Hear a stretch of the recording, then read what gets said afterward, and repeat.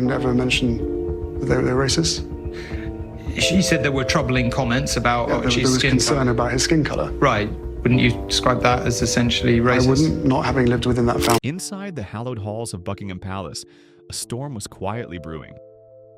Not one of thunder or rain, but of legacy, silence, and truth.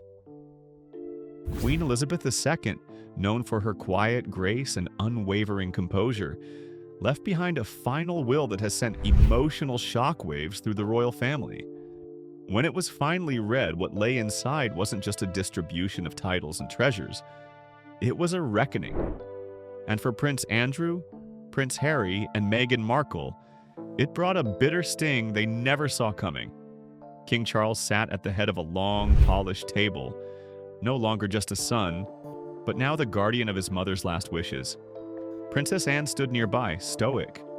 Prince William, hands clasped, listened in silence. But the absence of Harry, Meghan, and Andrew was more than noticeable. Their names echoed in every unspoken glance. And then everything changed. Sir Gavin Oakridge, the Queen's legal advisor, reached Section 7 of the document. In those few lines, a royal thunderclap. Harry and Meghan would receive no further financial support from the royal purse. No properties, no access to royal trusts, and their children? Stripped of royal titles. Just as the weight of those words settled into the room, something even more unnerving appeared. A sealed envelope, placed deliberately beside the will. It wasn't a formality. It was a safeguard. If anyone dared to contest the Queen's wishes, the envelope would be opened. What it held was unknown, but the whispers were clear. Letters, recordings, documents, collected over years. It wasn't revenge she was preparing, it was insurance. A quiet archive of truth intended to protect the crown, even beyond her lifetime. The Queen's heartbreak over Harry and Meghan's 2020 departure had been deep, though she never showed it publicly. After their bombshell interview, her disappointment turned to determination. She began gathering information. Correspondences, accounts from palace staff, reports, everything filed and sealed. For her, this wasn't personal retribution. It was preservation. She had watched scandal after scandal brush against the monarchy's foundation. And now, with her reign nearing its end, she refused to leave things to chance. As King Charles listened to the will, the responsibility became heavier than he expected. The document was final. To alter even a word would be to trigger the opening of the envelope. And with it, a flood of truths too dangerous to risk. He wasn't just a grieving son anymore, he was a monarch with a choice. Uphold the silence or unleash its contents. His mother had tied his hands with duty, not as punishment, but as protection for everything they stood for. Back in California, Harry was pacing. He wasn't surprised by the financial cutoff, but the part about his children's titles hit harder than he could admit. Meghan, composed but tense, listened closely as legal teams scrambled for next steps. One lawyer advised challenging the will. Another warned against it. All roads led back to the envelope. And the threat it posed wasn't just to them, it was global. A few days later, Harry called William. The brothers started civil. It didn't stay that way. "She warned you," Harry said, "but not us." The call ended cold, breathless on both sides.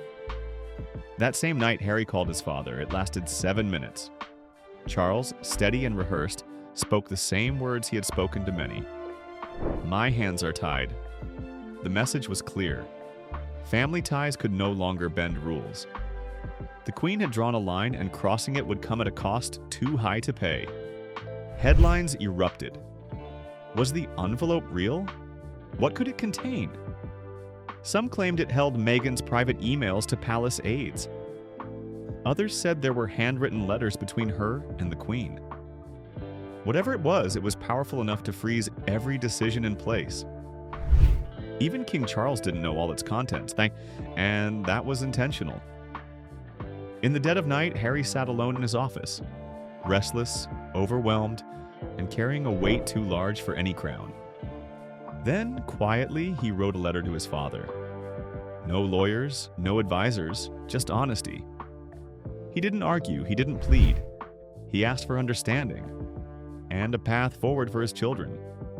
Days passed, then a message came. King Charles had read it.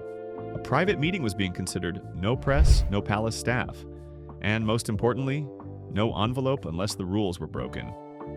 It wasn't resolution, but it was something. A first step, maybe. The Queen's final will did more than divide wealth. It redrew the lines between family and monarchy. Her decisions, calm and calculated, weren't made in emotion. They were surgical. She had seen the cracks, and she knew, in the end, the crown couldn't be defended by sentiment. Only structure. The envelope remains sealed, but its very presence has reshaped everything. Harry and Meghan now live under its shadow. Every statement, every silence, every appearance, carefully measured against what might be released. It's not just about titles anymore, it's about legacy, truth, and perception. And perhaps that was the Queen's greatest move. By saying nothing, she made everyone listen. By sealing truth away, she gave it more power than if she had spoken it aloud. The royal family now walks a narrow path. One misstep, and the silence breaks. For now, no one has dared to open the envelope. Not yet.